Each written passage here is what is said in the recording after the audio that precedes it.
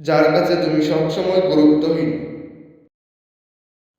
সেই মানুষটাকে গুরুত্ব দিয়ে থেকো না। যারা তোমার সাথে কথা বলতে খারাপ পেয়ে থাকে, তাদের সাথে তুমি কখনো নিজে যেচে কথা বলতে যেও না। তোমার জীবনে যদি কোনো দুঃখ থেকে থাকে, তাহলে তুমি কখনো যেমন তেমন মানুষের সাথে বলতে যেও না। কারণ তোমার দুঃখের কথা যার সাথে শেয়ার করবে, আবার সেই মানুষটার থেকে অন্য একজন জানবে। এমন করে তোমার দুঃখের কথা প্রকাশ হয়ে থাকবে।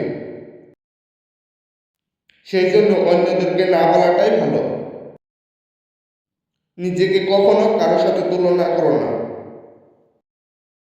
অন্যের উপর ভরসা করা একদমই ছেড়ে দাও। কাউকে খুব সহজে আপন করো না। কেউ তোমার ডাকে সাড়া না দিয়ে থাকলে একা থাকতে শিখে যাও। বেশি সহজ সরল হবে না, কারণ বেশি সহজ সরল মানুষদের ঠকাতে সবাই সুবিধা পায়। জীবনটাকে যদি সুন্দর করতে চাও, তাহলে মানুষের পিছু পিছু নয়, তুমি তোমার লক্ষ্যের প্রতি ছুটে বেড়াও। এরকম অনেক মানুষ আছে যাদের তোমার প্রয়োজন হবে, তারা তোমার সাথে অনেক ভালো ব্যবহার করবে।